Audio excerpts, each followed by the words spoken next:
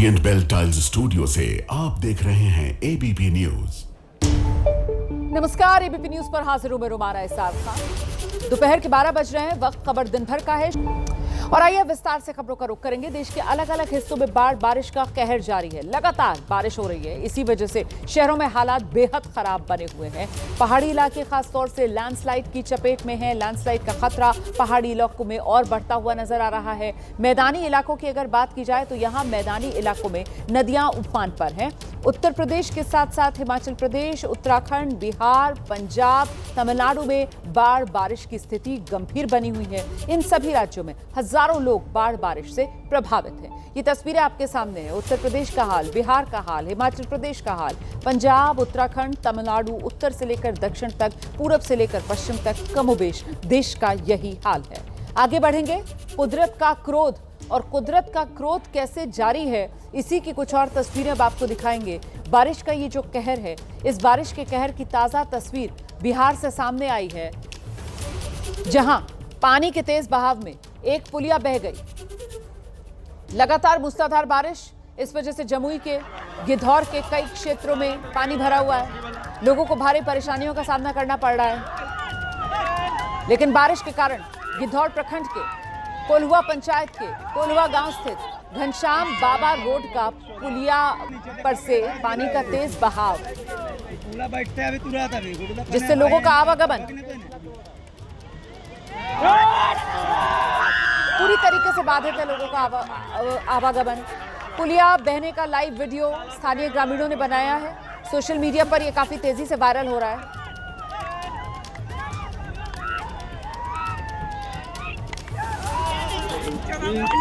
ये रही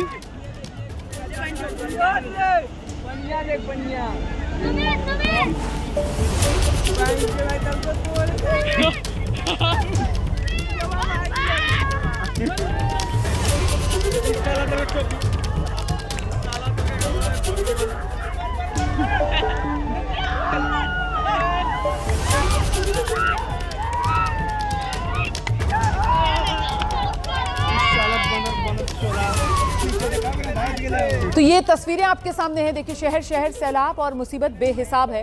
ये बिहार के जमुई की तस्वीरें आप देख रहे हैं। लाइव देखा आपने कैसे पूरी की पूरी पुलिया बह गई। देखा आपने, पानी का बहाव इतना तेज है, इस तरीके से नदी कटान पर उतारू है कि पूरी पुलिया जो है वो कैमरे में रिकॉर्ड हुआ है कैसे बह गई है।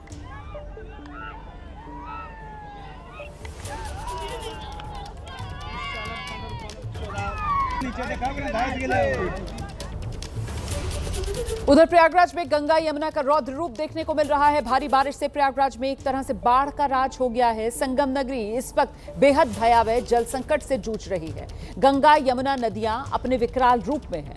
दोनों नदियों का जलस्तर खतरे के निशान को पार कर चुका है। प्रयागराज में सभी घाट गंगा में समाये हुए हैं। हालात इतने खराब है कि संगम किनारे के इलाकों में नदी का पानी लोगों के घरों तक में पहुंच रहा है। इससे लोगों को काफी परेशानी हो रही है। बाढ़ से जगह जगह सड़कें डूबी हुई हैं, मकान डूबे हुए हैं, दुकानें तक डूबी हुई हैं। क्या मंदिर, क्या घाट, सब जगह सिर्फ और सिर्फ पानी ही पानी है। एक तस्वीर जो सबसे ज्यादा चौंका रही है, वो नवजात को बाढ़ के पानी के बीच से बचाकर ले जाते माता पिता।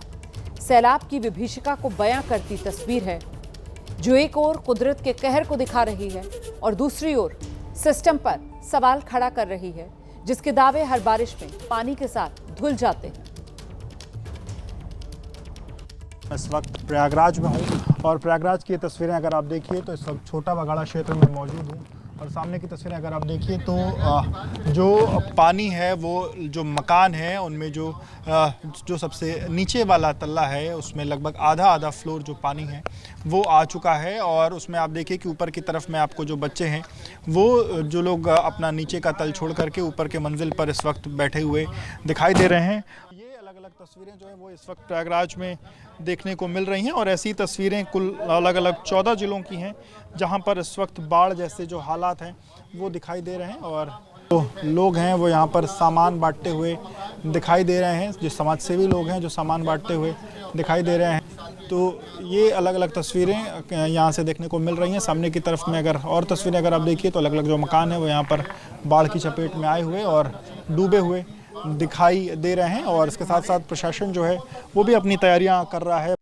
प्रयागराज के छोटा बगाड़ा क्षेत्र में इस वक्त हम मौजूद हैं और आप देखिए तो सामने की तरफ की जो तस्वीरें हैं उसमें कुछ ऐसे परिवार हैं जो यहाँ पर फंसे हुए हैं। सामने की तरफ में कुछ तस्वीरें हैं, बाईं की तरफ में कुछ तस्वीरें अगर आप देखिए तो लोग अपने छतों पर यहाँ पर फंसे हुए दिखाई दे रहे हैं। कई ऐसे लोग हैं जो अपने घरों को छोड़कर आगे अलग अलग जो राहत के जो शिविर हैं वहाँ पर जा चुके हैं। तो वहीं सामने की तरफ में जो कुछ परिवार हैं वो यहाँ पर फंसे हुए हैं। लोगों का जो घर है वो पहली मंजिल तक लगभग जो लोगों का घर है वो पूरी तरीके से यहाँ पर जलमग्न होने के कारण लोग अपने अपने घरों में फंसे हुए हैं। कई घरों में लोग यहाँ से निकल करके सुरक्षित स्थानों पर जा चुके हैं, तो कुछ लोग अपने घरों को अपने घरों में अभी भी रुके हुए दिखाई दे रहे हैं। कुछ लोग अपने अलग अलग छतों पर दिखाई दे रहे हैं। बाईं तरफ भी कुछ तस्वीरें हमने दिखाई, दाहिनी तरफ में भी अगर आप देखिए तो कुछ युवा जो हैं वो अपने अपने छतों पर यहाँ पर मौजूद हैं। और बता दूं कि स्थानीय प्रशासन ने लोगों के लिए तमाम जो इंतज़ाम हैं वो किए हुए हैं। एनडीआरएफ एसडीआरएफ की जो टीमें हैं वो लगाई गई हैं। राहत बचाव का जो कार्य है वो भी हो रहा है। देखिए जो राहत बचाव का जो सामग्री है वो भी यहाँ पर दी जा रही है। इसके साथ साथ कई लोग यहाँ से अपने अपने घरों को छोड़ करके जा चुके हैं। तो एक शख्स यहाँ पर मौजूद हैं, उनसे बातचीत भी करेंगे। क्या नाम भाई आपका? आपके परिवार में आप ही यहाँ बचे हैं, बाकी लोग निकल गए? और लोग बाकी निकल गए और थोड़ा सामान लेने आए थे यहाँ पे, वही लेने के लिए आए तो वही अब लेके जाना है। तो कहाँ फिर आप लोग कहाँ निकल के कहाँ गए आप लोग? हम तो एनी बेसेंट में गए, वहीं रह रहे हैं। दिक्कत यही है कि सामान लाने में दिक्कत होती है। नाव इंतज़ार करना पड़ता है, जब नाव आता है तो फिर जाते हैं ले आते हैं। अब कोई ना कोई तो व्यवस्था करना ही पड़ेगा, बच्चे हैं अपने साथ में, भाई सामना तो करना पड़ रहा है। जब प्रशासन ने कुछ इंतज़ाम किए हैं, कई जगहों पर लोगों को बाहर रुकने की व्यवस्थाएं करी गई हैं, आप लोग सुरक्षित स्थान पर जाना चाहते हैं या आप लोग यहीं रहना? हमारा लोग का यहाँ बहुत सामान है, हम छोड़कर जा नहीं सकते, जाएंगे तो चोरी हो जाएगा। देखिए प्रयागराज में हर ओर जल ही जल है। बाढ़ प्रभावित इलाकों में लोग घरों में बंधक जैसे बन गए हैं और बाहर निकलने का कोई रास्ता ही नहीं है। जान बचाने का हर जतन बेकार है। घर बार सामान छोड़कर सुरक्षित स्थान की ओर जाने को अब लोग मजबूर हो रहे हैं। प्रयागराज का जो सबसे तराई वाला क्षेत्र है छोटा बघाड़ा, सबसे ज्यादा प्रभावित मोहल्लों में ये शुमार है। लगातार लोगों का यहाँ से रेस्क्यू किया जा रहा है, लेकिन बाढ़ से प्रभावित लोगों की संख्या इतनी ज्यादा है कि उन्हें समय पर राहत नहीं मिल पा रही है। वहां से एक नवजात शिशु को बाढ़ प्रभावित क्षेत्र से सुरक्षित निकालने की एक तस्वीर सामने आई है और ये तस्वीर चर्चा का विषय बनी हुई है, क्योंकि जब कोई मदद नहीं मिली तो फिर घर वालों ने बच्चे को कंधे के ऊपर हाथों पर रखा और धीरे धीरे करके ये बाढ़ का पानी इसे चीरते हुए इस बाढ़ के पानी से घिरे मोहल्ले से परिवार सुरक्षित बाहर निकला। जिस किसी ने भी इन तस्वीरों को देखा उसने यही कहा कि गंगा मैया बस अब तो रहम कर दो। पूरे मंजर का किसी ने वीडियो बना लिया, सोशल मीडिया पर डाला और फिर तो ये वीडियो वायरल हो गया। काफी ट्रेंड कर रहा है वीडियो। इसे अखिलेश यादव ने भी शेयर कर दिया है।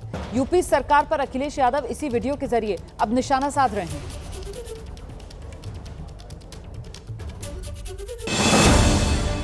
फिल्मी पर्दे पर अदम्य साहस के जिस दृश्य पर करोड़ों दर्शक ताली बजा रहे थे, हकीकत में वो तस्वीर परेशान करने वाली है। वो समंदर में बच्चे को बचाने का फिल्मी सीन था और ये प्रयागराज में अपने नवजात को सिस्टम से परेशान होकर बचाने का रियल सीन है।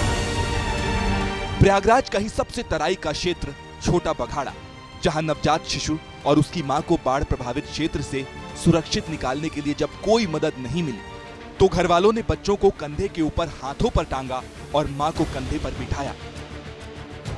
धीरे धीरे करके पूरी तरह से बाढ़ के पानी से घिरे मोहल्ले से बाहर निकले। जिस किसी ने भी देखा तो उसने यही कहा कि गंगा मैया अब तो रहम करो।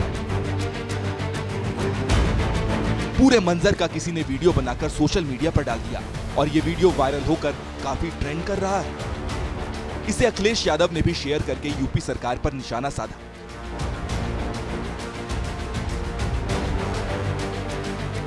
एबीपी न्यूज की टीम जब इस इलाके में पहुंची तो ज्यादातर लोग अपने घर छोड़कर जा चुके थे और कुछ लोग अभी भी अपने घरों में फंसे।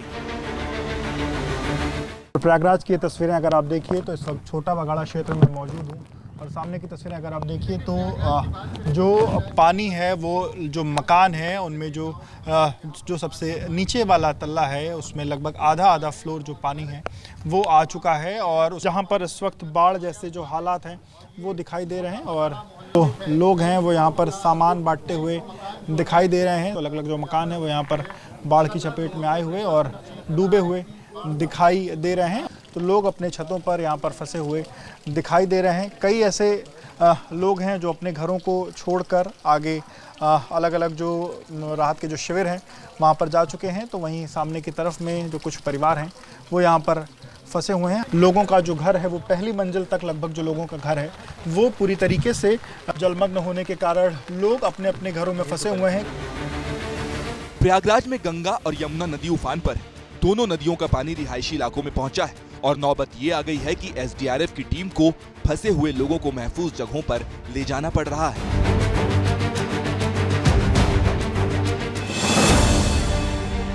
सावन के महीने में संगम नगरी प्रयागराज पानी पानी हो गया है तो काशी विश्वनाथ की नगरी वाराणसी भी बाढ़ की चपेट में है। आसमान से ली गई तस्वीरों में चारों ओर बस पानी नजर आ रहा है। गंगा नदी 2 दिन से खतरे के निशान से ऊपर बह रही है। मां गंगा के विकराल रूप के कारण वाराणसी के सभी 84 घाट पूरी तरह गंगा में डूब चुके हैं। काशी का महाशमशान मणिकर्णिका घाट भी गंगा में डूब गया है। वाराणसी में गंगा का जल स्तर 72 मीटर को पार कर गया है। अभी भी गंगा का जल स्तर 2 सेंटीमीटर प्रति घंटे की रफ्तार से बढ़ रहा है। गंगा अब बनारस की सड़कों की तरफ बढ़ रही है। वाराणसी के नक्खी घाट की ये तस्वीर, जहां गंगा की सहायक नदी वरुणा नदी उफान पर है, जिसकी वजह से आसपास के रिहायशी इलाकों में पानी भर गया है और अब बाढ़ का पानी शहरी इलाकों में घुस रहा है। उधर बिहार में भी बारिश के बाद हालात बेहद खराब बने हुए हैं। बिहार की राजधानी पटना में हर तरफ पानी ही पानी है। रिहायशी इलाकों में पानी ने बिहार में दस्तक दी है। पटना में लोगों को परेशानियों का सामना करना पड़ रहा है।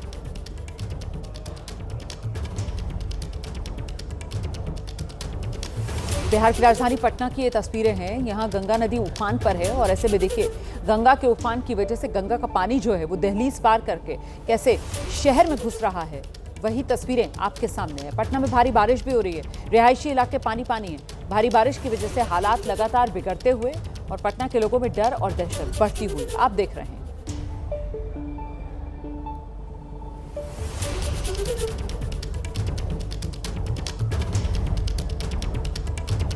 उत्तर से लेकर दक्षिण तक, पूरब से लेकर पश्चिम तक देश से कमोबेश ऐसी ही तस्वीरें देखने के लिए मिल रही हैं। पूर्वी भारत पर भी बारिश की ये मार पड़ रही है और ऐसे में बिहार की राजधानी पटना कैसे पानी पानी है, तस्वीरें खुद बयां कर रही हैं। पटना में भारी बारिश हो रही है। गंगा नदी का जो जलस्तर है वो बढ़ता जा रहा है, खतरे के निशान के पार पहुंच रहा है और इसीलिए लोगों में ज्यादा डर और दहशत है। खबर तमिलनाडु से है। कांग्रेस की सांसद हैं, तमिलनाडु से आती हैं आर सुधा। उनके साथ आज सुबह दिल्ली के चाणक्यपुरी इलाके में लूट की वारदात अंजाम दे दी गई है। दरअसल आर सुधा ने बताया है कि पोलैंड एम्बेसी के पास उनकी गले में पड़ी सोने की चेन कोई खींच कर ले गया और इस दौरान उन्हें चोट भी आई है। सांसद आर सुधा ने इस घटना की जानकारी केंद्रीय गृह मंत्री अमित शाह को पत्र लिखकर दी है। उन्होंने अपने पत्र में कहा है, दिल्ली जैसे चाणक्यपुरी जैसे वीआईपी इलाके में इस तरह की घटना होना बेहद चिंताजनक है। ये वारदात राजधानी के सुरक्षित माने जाने वाले चाणक्यपुरी इलाके में हुई है, जहां कई देशों के दूतावास हैं। इस मामले में पुलिस ने बताया कि सुधा, जो इलाके के तमिलनाडु भवन में रहती हैं, सुबह की सैर पर निकली थी, तभी अज्ञात लोगों ने उनकी सोने की चेन खींच ली और मौके से फरार हो गए। घटना के बाद दिल्ली पुलिस ने मामला दर्ज किया है, जांच शुरू की गई है। पर सवाल तो है, दिल्ली के सबसे सुरक्षित इलाकों में से एक चाणक्यपुरी इलाका, वहां चेन लूट ली गई और पुलिस आसपास कहीं भी नहीं, पुलिस नदारद। What happened last night? Morning 6 o'clock, I walked along with my Rajya Sabha colleague MP from Tamil Nadu guest house to proceed on the way to, nearby all the embassy area, that is embassy area. Right. When I walked nearby that is Czechoslovakia, Czech Republic embassy and Poland embassy gate, entrance of the area, one guy came opposite side to us, towards, along with the helmet and scooter. Then we try to give an space to him to move. He's coming opposite side. Then he came near to us. He snatched my chain. He tore my clothes. Then I came to speaker. My leader Priyanka ji and Mr. Manik, whip of Parliament, taken me to speaker office. We given the complaint and I sent the mail to our home minister also. Right. I'm expecting the response and action. There is no safety for women MP in India. तो दिल्ली का चाणक्यपुरी इलाका जहां सांसद से chain लूटी गई, वो दिल्ली का सबसे सुरक्षित इलाका है। बिल्कुल इसके पास में ही संसद भवन है, राष्ट्रपति भवन है, प्रधानमंत्री आवास है, कई देशों के दूतावास यहां इसी चाणक्यपुरी इलाके में हैं और यहीं पर वारदात हो गई। इसीलिए सवाल यह है कि दिल्ली के सबसे सुरक्षित इलाके में सांसद की चेन लूट ली गई और आरोपी फरार भी हो गए। फिर दिल्ली में कैसे आम लोग खुद को सुरक्षित माने? संसद भवन के महज कुछ ही दूरी पर तमिलनाडु की महिला सांसद एम सुधा के साथ चेन स्नैचिंग की वारदात हुई है। इस समय हम उसी जगह पर खड़े हैं जहां पर अपराधियों ने तमिलनाडु की महिला सांसद एम सुधा के चेन को छीना, उन्हें ढकेला और फरार हो गए। आपको बता दें कि ये पोलैंड एम्बेसी का गेट नंबर 3 है और गेट नंबर 4 है और चूंकि इससे कुछ ही दूरी पर तमिलनाडु भवन है जहां पर सुबह जो तमिलनाडु की महिला सांसद हैं वो राज्यसभा की एक और महिला सांसद के साथ मॉर्निंग वॉक पर निकली थी। तकरीबन 6-6:15 बजे की ये पूरी घटना है जब वो मॉर्निंग वॉक करने के लिए निकली हुई थी। तमिलनाडु भवन से वो इधर आई और जैसे ही वो गेट नंबर 3 और 4 के पास पहुंची, स्कूटी पर 2 लोग हेलमेट पहने हुए उनके पास आते हैं और उनके चेन को छीनते हैं और उन्हें ढकेल कर फरार हो जाते हैं। बहरहाल इस पूरे मामले में अब दिल्ली पुलिस जांच में जुट गई है और अपराधियों को पकड़ने के लिए टीम बना दिया गया है। चारों तरफ यहाँ पर एम्बेसडर रहते हैं, यहाँ पर पुलिस की कड़ी सुरक्षा होती है। पार्लियामेंट सेशन अगर ना भी हो तो भी यहाँ पर पुलिस की सुरक्षा होती है, लेकिन बावजूद इसके राजधानी दिल्ली में अपराधियों के हौसले इतने बुलंद हैं कि इतनी सुरक्षा के बीच में भी वो आम आदमी नहीं बल्कि एक महिला सांसद के गले से चेन झपट कर फरार हो जाते हैं। तो कांग्रेस सांसद की गले की चेन जो है वो लूट ली गई। इस पूरे मामले पर अब जो विपक्षी दल हैं वो सरकार पर हमलावर हैं। कांग्रेस के नेता दिल्ली में सुरक्षा व्यवस्था को लेकर सवाल उठा रहे हैं। सुबह 6 बजे घर से निकलती हैं और उनके साथ बाइक में आए 2 लोग चेन स्नैचिंग करके भाग जाते हैं। ये वीवीआईपी इलाका है, ये चाणक्यपुरी इलाका है जहां पर एम्बेसीज हैं, जहां संसद भवन के चलते हुए इतनी पुख्ता जो है सुरक्षा का दावा किया जाता है। सीसीटीवी कैमरे हैं जिनका डर ही नहीं है। और एक महिला सांसद की भारत की राजधानी दिल्ली में सरेआम बेखौफ चेन खींच ली जाती है और उनकी जान को भी खतरा होता है क्योंकि वो चेन बुरी तरह खींची गई ताकि और उसमें उनको वो घायल भी हो सकती थी गंभीर रूप से। लेकिन ये अति गंभीर मामला है क्योंकि ये एक महिला या किसी एक महिला सांसद की बात नहीं है। ये भारत की राजधानी दिल्ली में महिलाएं कितनी असुरक्षित हैं, वो महिला चाहे कोई भी हो, ये एक बहुत बड़ा मुद्दा होना चाहिए और इस पे बात होकर जवाबदेही भी आपकी तय होनी चाहिए। जो दावे करते हैं कि राजधानी दिल्ली या देश महिलाओं के लिए सुरक्षित है, एक बार फिर देश के गृह मंत्री, आपकी डबल इंजन की सरकार फेल हो गई एक महिला को सुरक्षा देने में। आइए आगे बढ़ेंगे, अगली खबर का रुख करेंगे। हम महाराष्ट्र में राज ठाकरे की पार्टी एमएनएस की हुड़दंगी कार्यकर्ताओं पर कानून का डंडा चला है और ये डंडा उन लोगों पर चला जिन्होंने 2 अगस्त को डंडों से लैस होकर एक डांस बार पर धावा बोला था। पनवेल में एमएनएस के कार्यकर्ताओं ने एक डांस बार में जमकर तोड़फोड़ की थी। उसके वीडियो सामने आए थे जिनमें हाथों में डंडे हैं, हॉकी स्टिक्स हैं और एमएनएस कार्यकर्ता नजर आ रहे हैं नाइट राइडर नाम के डांस बार पर धावा बोलते हुए, वहां पहुंचकर तोड़फोड़ करते हुए। डंडों से लैस कई एमएनएस कार्यकर्ताओं ने देखिए कैसे डांस बार की खिड़कियां तोड़ी, जमकर यहां उत्पात मचाया था। अब इन आरोपियों को पुलिस ने गिरफ्तार किया है। इन एमएनएस कार्यकर्ताओं को, इन हुड़दंगियों को पुलिस ने गिरफ्तार किया है।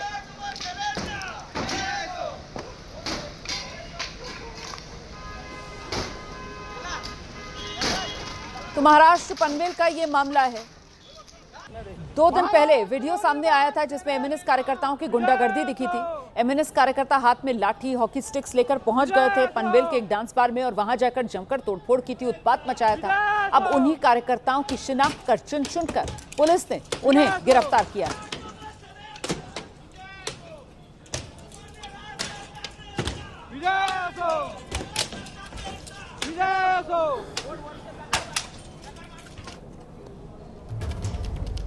एमएनएस कार्यकर्ताओं को राज ठाकरे ने नसीहत दी है कि मराठा को मुद्दा बनाए, हिंदी भाषियों से नफरत ना करे, बिना किसी वजह से हाथापाई ना करे। कोई अगर मराठी सीखना चाहता है तो फिर उसकी मदद करे। चुनाव में गठबंधन को लेकर भी राज ठाकरे ने बड़ा बयान दिया है। कहा है कि समय आने पर ही गठबंधन का ऐलान होगा। चुनाव की तैयारियों में लग जाए कार्यकर्ता। लेकिन यहाँ जो भाषा विवाद को लेकर लगातार एक के बाद एक नए विवाद सामने आ रहे हैं। नाइट क्लब पर जिस तरह से एमएनएस कार्यकर्ताओं ने हमला किया था, अब यहाँ राज ठाकरे ने अपने कार्यकर्ताओं को नसीहत दी है कि बिना वजह हाथापाई ना करें। अगर कोई मराठी सीखना चाहता है तो फिर उसकी मदद करे और चुनाव की तैयारियों में लग जाए। पार्टी के कार्यकर्ता बिना किसी वजह किसी से हाथापाई ना करे, हिंदी भाषियों से नफरत ना करे, मराठा को मुद्दा बनाए लेकिन हिंदी भाषियों से नफरत ना करे। कोई चाहता है मराठी सीखना तो फिर उसे मराठी सीखने में उसकी मदद करे। ये बड़ा बयान राज ठाकरे ने दिया है। इससे पहले राज ठाकरे ने कहा था अपने कार्यकर्ताओं को कि देखिए, आप वीडियो ना बनाएं, लेकिन लगातार एमएनएस कार्यकर्ताओं के मराठी और हिंदी भाषा विवाद में एक के बाद एक नए प्रकरण सामने आ रहे थे और अब यहां राज ठाकरे ने नसीहत दी अपने कार्यकर्ताओं को कि वो हिंदी भाषियों से नफरत ना करें। अगर कोई हिंदी बोलने वाला मराठी सीखने का इच्छुक है, मराठी सीखना चाहता है तो फिर उसकी मराठी सीखने के लिए मदद की जाए। एमएनएस कार्यकर्ताओं को राज ठाकरे ने नसीहत दी है कि पार्टी में एक साथ रहकर काम करें। चुनाव की तैयारी में अब कार्यकर्ता लग जाए, आपस में ना उलझे, चुनाव की तैयारी शुरू करो। गठबंधन के ऐलान को लेकर कहा कि समय आने पर ही गठबंधन का ऐलान होगा। मुंबई में हमारा दल सबसे मजबूत है। मराठी को मुद्दा बनाए, मराठी भाषा को, मराठी अस्मिता को, लेकिन बिना वजह हाथापाई ना करे और हिंदी भाषी से नफरत ना करे। तो राज ठाकरे ने अपनी पार्टी के कार्यकर्ताओं को ये नसीहत दी है। जिस तरह से लगातार एक के बाद एक इस तरह के मामले मुंबई से सामने आ रहे हैं, जहां हिंदी भाषियों के साथ अलग अलग मामलों में लड़ाई झगड़ा और हिंदी बोलने को लेकर, मराठी ना बोल पाने को लेकर यहां विवाद एक के बाद एक सामने आते रहे। अब राज ठाकरे ने अपने कार्यकर्ताओं को कहा है कि हिंदी भाषियों से नफरत ना करें, बल्कि अगर कोई चाहता है सीखना मराठी बोलना तो फिर उसकी मराठी सीखने में मदद करें। बिना किसी वजह उलझे नहीं, बिना किसी वजह हाथापाई ना करें। हमारे सहयोगी गणेश ठाकुर हमारे साथ जुड़ रहे हैं। गणेश, ऐसे वक्त पर राज ठाकरे की नसीहत एमएनएस कार्यकर्ताओं को किस तरह से देख रहे हैं आप? जी देखिए, चुनाव में एक बात तो तय है कि राज ठाकरे अपना एक वोट भी जाया जाने नहीं देना चाहते हैं और वो ये समझते हैं कि अगर इसी तरह की भूमिका रही तो जो उनको वोट करने वाला उत्तर भारतीय वर्ग है वो कहीं ना कहीं नाराज हो सकता है। मराठी वोट बैंक तो उनके पास है ही, लेकिन ये राजनीति के लिए ठीक है, लेकिन जब वोट बैंक की बात आती है तो सभी को साथ लेना है, सभी को साथ जोड़ने की कोशिश होती है। और इसी वजह से राज ठाकरे ने थोड़ा सा अपनी भूमिका बदलते हुए, जो उनके कार्यकर्ता मराठी और हिंदी का विवाद कर रहे हैं तो उसमें कार्यकर्ताओं को नसीहत दे रहे हैं कि देखिए, हमें हिंदी के खिलाफ जहर उगलना नहीं है, हमें उसके खिलाफ नफरत फैलानी नहीं है, हमें बेवजह किसी पर हाथ उठाना नहीं है। तो कहीं ना कहीं एक संयम की भूमिका लेते हुए राज ठाकरे ये बताना चाह रहे हैं कि देखिए, हम तो सिर्फ ये चाहते हैं कि यहाँ सभी लोग आए, लेकिन मराठी भाषा और मराठी संस्कृति को वो अपनाएं, जिससे कोई किसी तरह का विवाद नहीं होगा। और यही बात वो अपने कार्यकर्ताओं को कह रहे हैं कि अब समय आ रहा है चुनाव का, तो ऐसे में एक एक वोट बहुत महत्वपूर्ण है। ऐसे अगर हम इसी तरह लोगों को पीटते रहेंगे, भाषा का द्वेष करते रहेंगे, तो अपने या हमें मानने वाला जो उत्तर भारतीय वर्ग है या दूसरा वोट बैंक है वो कहीं ना कहीं दूर हो सकता है। तो इसीलिए मुद्दों पर बात करें, द्वेष ना फैलाएं, नफरत ना फैलाएं, जहर ना बोलें और सभी को साथ लेकर चलें। इस तरह की नसीहत आज राज ठाकरे ने दी है। और दूसरी बहुत अहम बात उन्होंने कही है कि 20 साल बाद हम दो भाई एक हो सकते हैं, तो आप भी एक होकर काम करिए। यानी पार्टी के लोगों को नसीहत दे रहे हैं कि अब हमको एक साथ रहना है, एक होकर काम करना है और आने वाले चुनाव में अच्छा परफॉर्मेंस करना है। और इस अच्छे परफॉर्मेंस का पूरा जोर होगा मराठी वोट बैंक के साथ साथ दूसरा वर्ग जो उनके साथ जुड़ा रहा है उनको भी साथ लेने का और किसी को दूर नहीं करने का। और यही वजह है कि राज ठाकरे ने आज अपनी भूमिका थोड़ी सी नरम की है और अपने कार्यकर्ताओं को हिंदी के खिलाफ नफरत नहीं फैलाने की या लोगों को नहीं मारने की नसीहत दे दी है। तो सॉफ्ट टर्न यहाँ पर लेते हुए नजर आ रहे हैं। चुनाव का माहौल है, एक एक वोट यहाँ पर मैटर करता है, इसीलिए यहाँ पर ये नसीहत राज ठाकरे के अपने कार्यकर्ताओं को। बहुत धन्यवाद गणेश ठाकुर आपका इस पूरी बातचीत के लिए। और अगली बड़ी खबर का रुख करें। बागेश्वर धाम प्रमुख और कथावाचक धीरेन्द्र कृष्ण शास्त्री ने कहा है कि सनातन के खिलाफ बहुत लोग षड्यंत्र कर रहे हैं, लेकिन वो ऐसे लोगों से डरने वाले नहीं हैं। ये बड़ी खबर आपको बता रहे हैं लव जिहाद पर कथावाचक धीरेन्द्र शास्त्री ने बयान।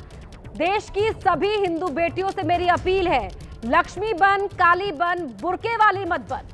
धीरेन्द्र शास्त्री ने ये देश की हिंदू बेटियों से अपील की है लव जिहाद के मामले में और यहाँ कहा कि सनातन के खिलाफ षड्यंत्र लंबे समय से हो रहा है, लेकिन मैं ऐसा नहीं होने दूंगा। देश में बहुत जिहाद चल रहे हैं, लव जिहाद, लैंड जिहाद, थूक जिहाद। पहले ये लोभ लालच देकर, प्रेम दिखाकर, झांसा दिखाकर के हिंदुओं की बहन बेटियों को अपने झांसे में लेते हैं, प्रेम जाल में फंसाते हैं। बाद में जब इनके मंसूबे पूरे नहीं होते हैं तो उनको मौत के घाट उतार देते हैं। हजारों बेटियों का सर तन कट गया है और इनका मंसूबा, इनका उद्देश्य ही है सर तन से जुदा करना। गांव-गांव जाकर के उनको जगाने के लिए पदयात्रा कर रहे हैं। और यह क्रांति जब तक हमारे तन में प्राण है तब तक तो हम प्रयत्न है हमारा ये क्रांति अनवरत जारी रहे। हम किसी गायक ने कहा था, तू लक्ष्मी बन, तू काली बन, पर कभी न बुर्के वाली बन। बढ़ते हैं आगे, बात कर लेते हैं बिहार की, जहां बारिश के बाद हालात बेहद खराब हैं। बिहार की राजधानी पटना में हर तरफ पानी ही पानी है। रिहायशी इलाकों में पानी की दस्तक है, लोगों को परेशानियों का सामना करना पड़ रहा है। 3 तस्वीरें आपकी टीवी स्क्रीन में। ये पटना का हाल आप देख रहे हैं। क्या आम इलाका, क्या वीआईपी इलाका, हर तरफ सिर्फ बारिश का ये पानी ही नजर आ रहा है। रिहायशी इलाकों में घर किस तरह से डूबे हुए हैं वो आप देख सकते हैं। भारी बारिश के बाद हालात बिगड़े हुए हैं। लोग किस तरह ऊंची जगहों पर चढ़े हुए हैं ताकि इस बारिश के पानी से खुद को बचा सके। लगातार खतरे के निशान को ये पानी जल जो भराव है वो खतरे के निशान को पार कर रहा है। घरों के अंदर, दफ्तरों के अंदर पानी घुस आया है और लोगों के जीवन पर ये संकट, ये चुनौतीपूर्ण स्थिति लोगों के लिए बनी हुई है। 3 तस्वीरें आपको बता रही हैं कि बिहार में लोगों के लिए क्या हालात इस समय बने हुए हैं। भारी बारिश और बाढ़ के हालातों ने लोगों की जिंदगी पर, उनकी दिनचर्या पर अच्छा खासा असर डाला है, बहुत बुरी तरह जिंदगी को प्रभावित किया है। मैं पटना के कृष्णा घाट पर मौजूद हूँ और कृष्णा घाट पर किस तरीके से पानी लगभग 2 से 3 फीट ऊपर बह रहा है ये तस्वीर मैं दिखाना चाहूँगी। चूँकि मैं जहाँ मौजूद हूँ ये अप्रोचिंग पथ है। आगे जाकर ये दरअसल इस पथ को गंगा पथ कहा जाता है और उसके बाद घाट की सीढ़ियाँ, लेकिन पूरी तरह पानी में डूबा हुआ है। हर एक घाट पर पटना के मौजूद है और इसी तरीके से पानी जो है वो आपको नजर आएगा। और ये विसर्जित करने के लिए, हाँ, विसर्जन करने के लिए आए। अभी रुद्राभिषेक करवाए थे, वही बाबा के विसर्जन करने के लिए आए हैं। लड्डू गोपाल का क्या नहाने लाई हैं? हाँ, नहाने के लिए लेकर आए हैं। लास्ट सोमवारी है ना, इसीलिए मतलब स्टार्टिंग में लेकर आए थे और अभी लेकर आए हैं। तो बिहार के हर हिस्से से लगभग ऐसी तस्वीरें सामने आ रही हैं जहां पर कुदरत का क्रोध देखने को मिल रहा है, बारिश का कहर देखने को मिल रहा है। बिहार के दूसरे हिस्सों का भी जो हाल है वो हम आपको दिखाते हैं। जमुई में तेज बहाव में एक पुलिया बह गई। लगातार हो रही बारिश के कारण जमुई के गिद्धौर के कई क्षेत्रों में पानी भर गया। लोगों को भारी परेशानियों का सामना करना पड़ रहा है। किस तरह से यहाँ पर गिद्धौर प्रखंड के कोल्हुआ पंचायत के घनश्याम बाबा रोड का ये पुलिया पानी के तेज बहाव में पूरी तरह से ढह गया। इससे जो लोगों की आवाजाही है वो पूरी तरह बाधित हो गई है। पुलिया बहने का ये लाइव वीडियो भी जो स्थानीय ग्रामीण हैं उन्होंने ही बनाया है, जो अब सोशल मीडिया पर काफी तेजी से वायरल हो रहा है।